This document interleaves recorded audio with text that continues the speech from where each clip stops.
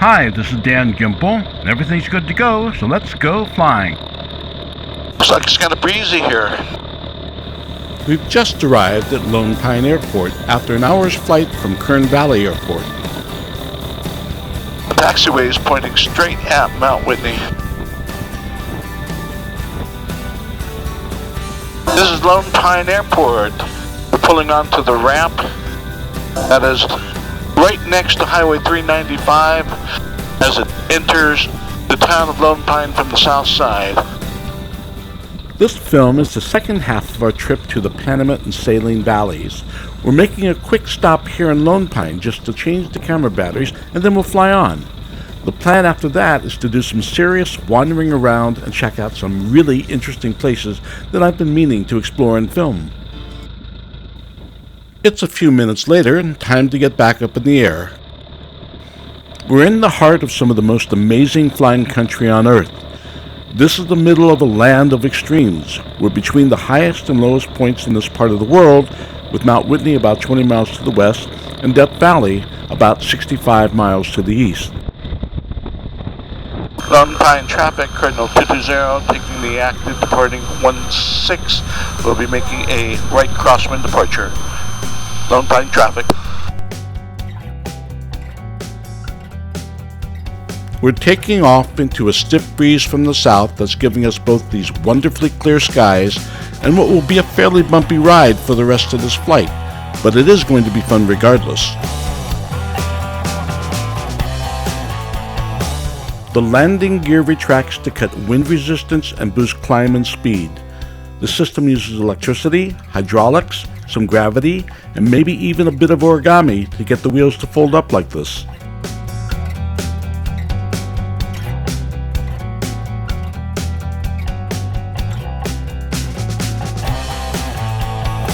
This land's special appeal is in its endless vistas of wide-open, boundless spaces, full of fascinating and beautiful places begging to be explored. Each mountain ridge provokes curiosity about what lies beyond, and with this gift of flight, we can go see what's out there, almost by just pointing the plane where we want to go. So right now, let's point the plane towards the Alabama hills so we can get a good look at the first of the fantastic places we'll see on this flight.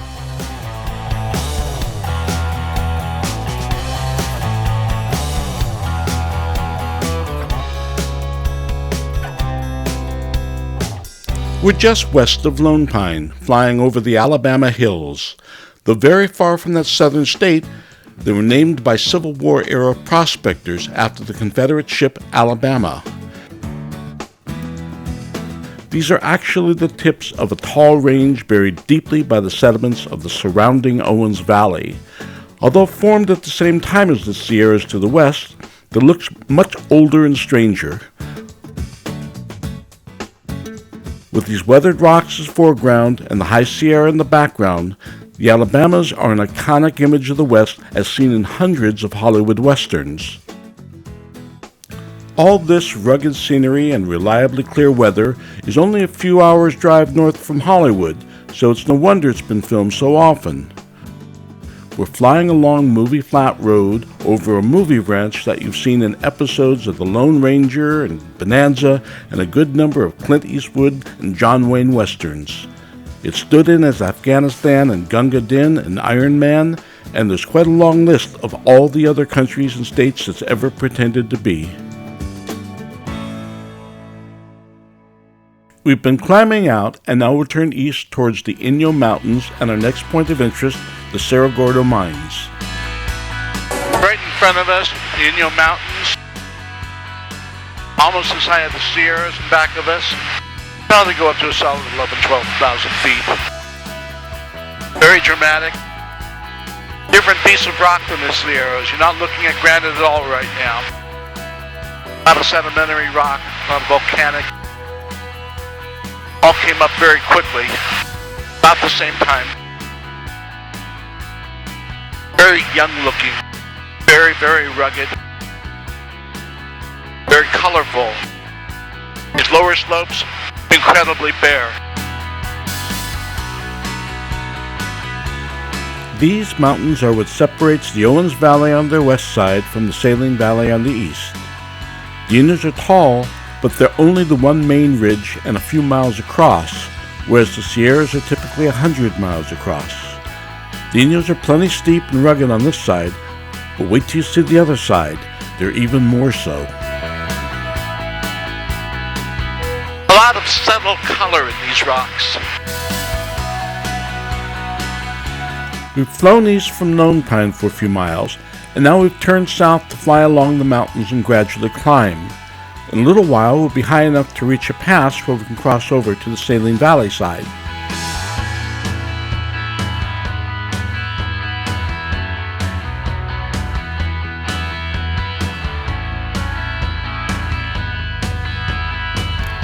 The Inyos are more typical of the desert west than the Sierras. Located in the rain shadow of the Sierras, they're much drier and almost barren. They're more remote, harder to access, deserted, and full of abandoned mines and mystery. There's an intrigue about them that invited prospectors to search for riches here, and they did find them. We're up on the old gold mine, Cerro Gordo, just east of Owens Lake. We're at 8,500 feet. Cerro Gordo meaning Fat Hill. Oops, my bad. I've found out since that it wasn't a gold mine at all, but actually a collection of very rich, high-grade silver, lead, and zinc mines. The mines are long played out, but the buildings are being restored with plans to reopen them to the public. Okay, that was too fast and too high to get a good look, so here's an instant replay close-up. Cerro Gordo also means Rich Hill. The mines were in operation on and off from 1865 to 1957. At its peak, 1,000 people lived here. There was a time when Owens Lake was full and even had a steamboat to help carry the bullion on its way to Los Angeles.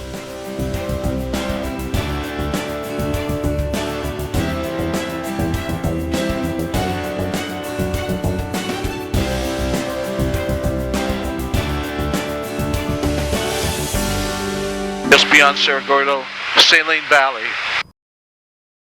We've been making our way east and up and over the Inyos near their south end. Now we've turned north so we can fly along their eastern flank. We're also flying along the western border of Death Valley National Park. Some of the most rugged, jagged country in these canyons just below. Very famous, world-famous springs. Crystal Springs down at the far end of Saline Valley. Almost make it out from here.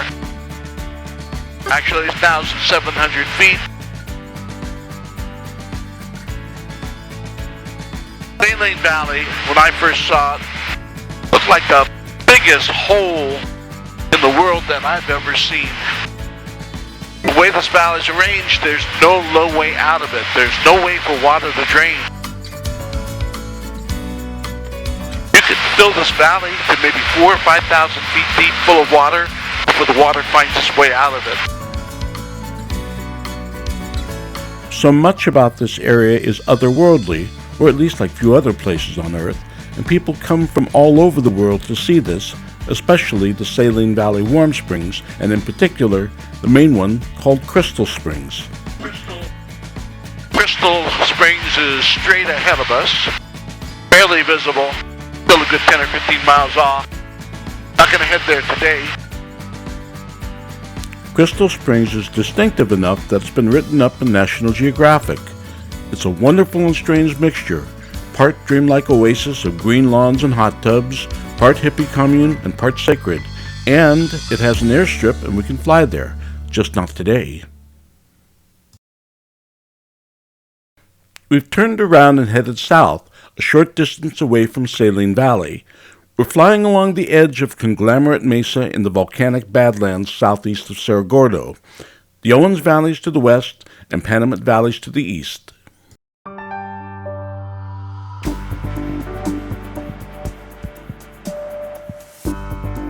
This high region between the Owens, Saline, and Panamint Valleys is the Malpais Mesa Wilderness.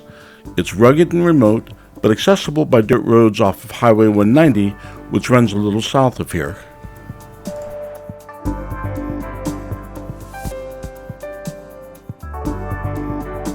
Let's swing by and take a closer look at the top of Conglomerate Mesa.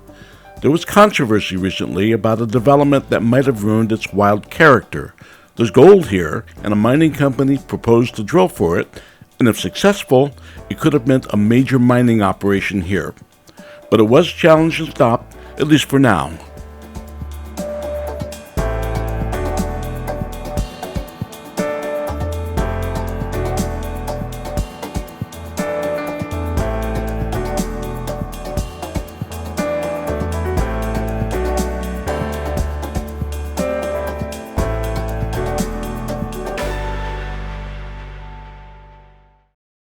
It's just a few minutes later and a few miles further east.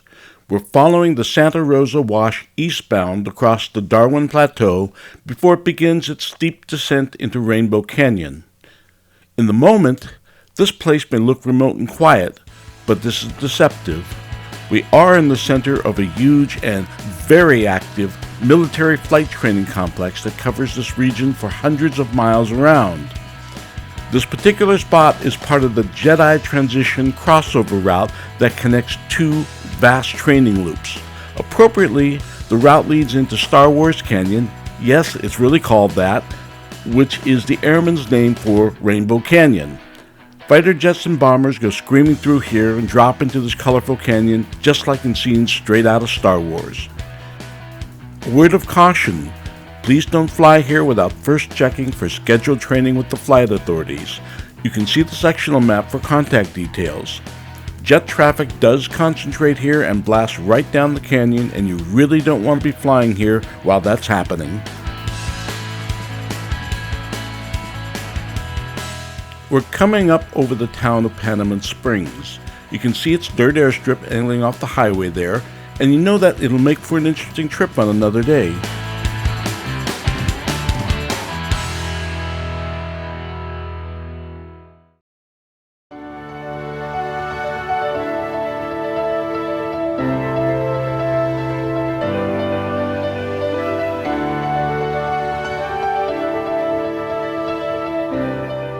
We're in the northwestern corner of the Panamint Valley, northbound to the sand dunes in the distance.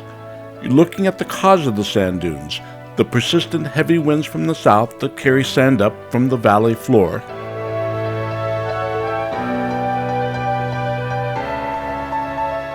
The arc of mountains in the distance are variously the Nelson Range, the Cottonwood Mountains, and the Panamint Range.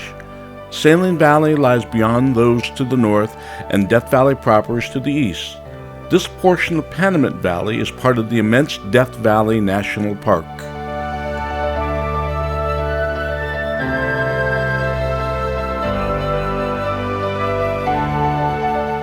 These are the Panamint Dunes.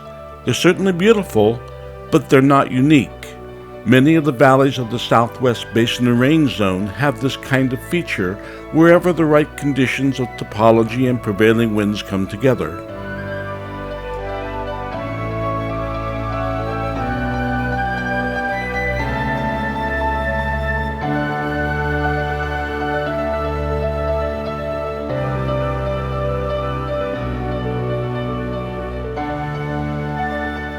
From here you can look down nearly the full length of the Panamint Valley. As vast as it is, it's only a junior version of the much larger Death Valley that lies just over the mountains to the east. We've climbed out of the Panamint and are back over the Darwin Plateau, headed north. We'll take another look at Saline Valley and then call it a day. I will have had almost 4 hours of flying today by the time I make it back to Kern Valley. Pretty long flying day.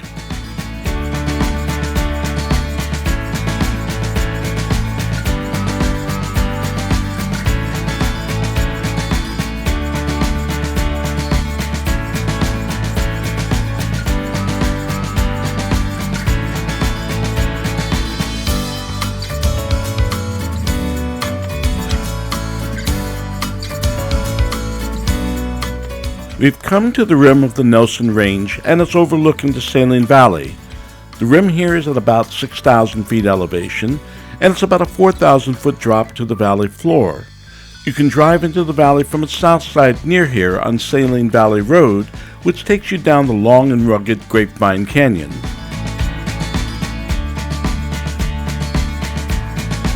Racetrack and Death Valley National Park is coming into view, but we're not going to get that far today. Time to turn back. This is as far from Kern Valley as we go today. In the distance, you can almost see the famous Death Valley Playa called the Racetrack. A little to the left of that are the Inyo Mountains, which is some of the most tortured and folded landscape I've ever seen, and it's another place I'd like to come back to and film.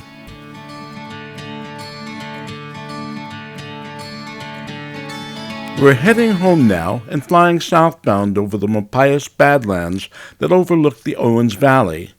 It's been a long day of flying, and there's still a ways to go to get back to Kern Valley. No doubt, exploring is one of my favorite ways to spend a day, and I can't wait to get back here and do some more. It's big, wide open country, and there's so much more to see and more video to come. Hey, thanks for watching.